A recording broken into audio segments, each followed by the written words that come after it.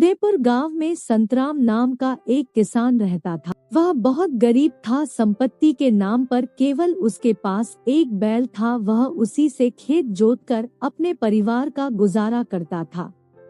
परिवार में केवल उसकी बीवी और वह ही था। बड़ी मुश्किल से वह अपना जीवन चला पा रहा था। उसकी पत्नी हर रोज उसे ताना मारती और अपने भाग्य को कोसती, लेकिन संतराम दिल का सच्चा और शिव जी का भक्त भी था। वह हर रोज उठकर ओम नमः शिवाय का जाप करता और शिव जी को नतमस्तक प्रणाम करता। इससे पहले वह ना तो कुछ खाता और ना ही कुछ पीता। पूजा पाठ करने के बाद वह अपने काम में जुट जाता और बैल को लेकर अपने खेतों पर चला जाता। एक दिन वह अपने बैल को लेकर खेतों पर जा रहा था तो अचानक से एक काला बड़ा सांप आया और बैल को डस लिया।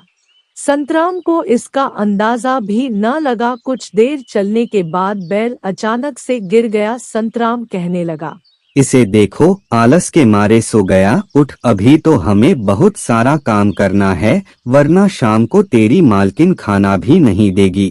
थोड़ी देर बैल से बात करने के बाद संतराम की नजर इधर उधर जाने उसने देखा कि एक काला सांप बैल के दाएं तरफ से निकल कर गया है। वह समझ गया कि सांप ने बैल को डस लिया है, जिसकी वजह से बैल मर गया है। अब तो संतराम बिलख बिलख कर रोने लगा, क्योंकि उसके जीवन निर्वाह का एकमात्र साधन केवल वही बैल था। अगर बैल ना रहा तो वह अपने परिवार का गुजारा भी नहीं कर पाता, क्योंकि उसके पास जीविका चलाने के लिए कोई दूसरा साधन भी नहीं था। वह जोर जोर से रोने लगा और शिव जी से विनती करने लगा कि हे महादेव, आपको तो पता ही है, यह बैल ही था जो हमारे परिवार का गुजारा कर पा रहा है। अगर यह नहीं रहा तो मैं तो जीते जी मर जाऊंगा। रोते रोते सुखीराम बैल के पीठ पर ही अपना सर रख के सो गया और शिव जी का जाप करता रहा। कुछ देर बाद शिव जी वहाँ प्रकट हुए और बोले, संतराम उठो, क्या हुआ? तुम इस तरह क्यों रो रहे हो?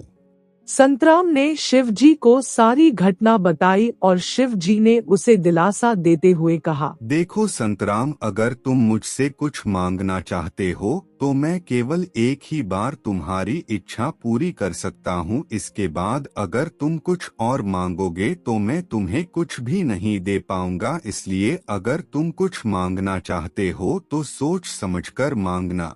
संतराम अपने बैल को लेकर काफी दुखी था। बैल के अलावा उसे कुछ भी दिखाई नहीं दे रहा था। उसने तुरंत शिव जी से कहा, हे शिव महाराज, आप मेरे इस बैल को जीवित कर दो, क्योंकि यही मेरी जीविका का एकमात्र साधन है। मेरी पत्नी मुझसे हर रोज झगड़ा करती है। अगर यह बैल ना रहा तो मैं कैसे अपना पेट भरूंगा। देखो संतराम, एक बार फिर से सोच लो। हे महादेव, मुझे तो बस मेरा बैल ही बैल चाहिए। शिव जी ने संतराम को एक बार फिर सोचने को कहा, लेकिन संतराम अपनी बात पर अड़ा रहा। फिर शिव जी ने कहा, ठीक है, मैं तुम्हारे इस बैल को जीवित कर देता हूँ और वरदान देता हूँ कि यह बैल हमेशा तुम्हारे साथ रहेगा। शिव जी ने उस बैल के सर पर हाथ फेरा और बैल तुरंत उठकर खड़ा हो गया। यह देखकर संतराम बहुत खुश होता है और वह शिव जी को धन्यवाद देते हुए सीधा अपने घर चला जाता है। आज संतराम बहुत खुश है, क्योंकि आज उसने शिव जी के भी दर्शन किए और साथ ही अपने मरे हुए बैल को भी जिंदा घर वापस ला पाया। घर आते ही वह अपनी पत्नी सुचित्रा को आवाज लगाता है, अरे सुनो भागवान, कहाँ पर हो तुम? उसकी आवाज सुनकर सुचित्रा गुस्से में बोलती है, क्या हुआ? क्यों चिल्ला रहे हो? अरे सुनो, आज पता है मेरे साथ क्या हुआ? हाँ हाँ, आपके साथ तो हर रोज कुछ ना कुछ होता ही है। चलो बताओ क्या हुआ? आज पता है, मैंने बाबा के दर्शन किए। बाबा? कौन बाबा? अरे भोलेनाथ बाबा।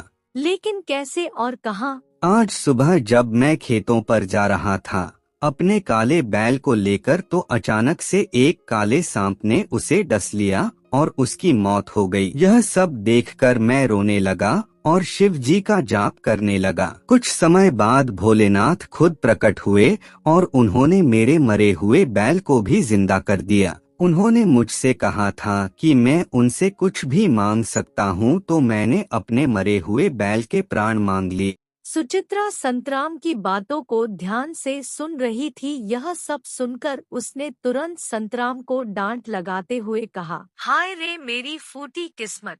खुद भोलेनाथ ने आकर इस लाचार को दर्शन दिए और खुद कहा कि मांगो जो मांग सकते हो, लेकिन इसने मांगा भी तो क्या, एक बैल के प्राण। इस बैल से तुम कितना कमा लोगे, कब तक तुम यूं ही गरीबों की जिंदगी जीते रहोगे। धन संपत्ति, घर मकान, गाड़ी बंगला मांगने की बजाय एक बैल मांगा। लगता है मैं इस गरीबी को देखते देखते ही मर जाऊंगी। सुचित्रा की ऐसी बातें सुनकर संतराम थोड़ा सोचता है और कहता है, अरे हाँ, मैंने तो इसके बारे में बिल्कुल सोचा ही नहीं। कोई बात नहीं सुचित्रा, मैं कल सुबह दोबारा जाऊंगा और शिव जी से धन संपत्ति, गाड़ी बंगला मांगूंगा।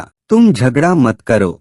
अगली सुबह संतराम फिर से उसी जगह जाता है जहाँ पर शिव जी ने उसे दर्शन दिए थे। वह बैल को पेड़ से बांधकर शिव जी का जाप करने लगा। कुछ समय जाप करने के बाद शिव जी वहाँ प्रकट हुए और बोले, क्या हुआ संतराम अब?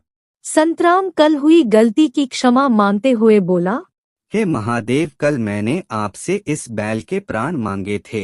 मुझसे बहुत बड़ी गलती हुई, कृपया एक वरदान और दीजिए। संतराम, मैंने तुमसे पहले ही कहा था, मैं तुम्हें केवल एक ही वरदान दे सकता हूँ, इसके बाद मैं तुम्हारी एक भी बात नहीं सुनूंगा। और यह कहते हुए शिवजी वहाँ से अदृश्य हो जाते हैं। संतराम निराश होकर घर वापस लौट आता है और आज हुई सारी घटना फिर से अपनी पत्नी को सुनाता है। सुचित्रा संतराम की बात को ध्यान से सुनती है और कहती है, तुमसे अब कुछ नहीं होगा, अब सब कुछ मुझे ही करना होगा। अगली सुबह सुचित्रा जानवरों के मेले में जाती है और एक जमींदार को वह काला बैल बेच आती है। बदले में उसे 100 रुपए मिलते हैं, जो उनके लिए बहुत बड़ी रकम होती है। बैल को बेचकर सुचित्रा घर वापस आती है। संतराम सुचित्रा को आवाज लगा रहा होता है। तभी सुचित्रा जाती है और कहती है, क्या हुआ, क्यों चिल्ला रहे हो? भाग्यवान कहाँ चली गई थी और मेरा बैल कहाँ है? पहले यह 100 रुपए पकड़ो। 100 रुपए? इतने पैसे कहाँ से आए? अरे मैंने वही काला बैल बेच दिया है, उसकी कीमत है। बैल बेच दिया? तुमको तो पता ही है, केवल बैल ही है जिसकी वजह से हम अपना परिवार चला पा रहे हैं, और तुमने उसे ही बेच दिया। अब हम इस 100 रुपए से कब तक अपना घर चलाएंगे? तुमसे तो कुछ नहीं होगा, अब मुझे ही सब कुछ करना होगा। देखना, मैं तुम्हें इस महीने के अंत तक ढेर सारा पैसा कमा कर दूंगी। उन दोनों के बीच में बातचीत हो ही रही थी कि अचानक बैल वहां प्रकट हो जाता है। यह देख संतराम और सुचित्रा बहुत खुश होते हैं। सुचित्रा की सारी योजना अब संतराम को समझ आ गई थी। अब हर रोज संतराम बाजार जाता और सांड बेचकर हर रोज 100 रुपए लेकर आता। ये इसी तरह चलता रहा और 1 महीने में उन्होंने अपना अच्छा सा घर, गाड़ी और ढेर सारा पैसा कमा लिया। अब वे दोनों एक सुखी जीवन जीते हैं। दोस्तों, अगर आपको यह कहानी अच्छी लगी हो तो प्लीज वीडियो को लाइक, शेयर, कमेंट और चैनल को सब्सक्राइब करें।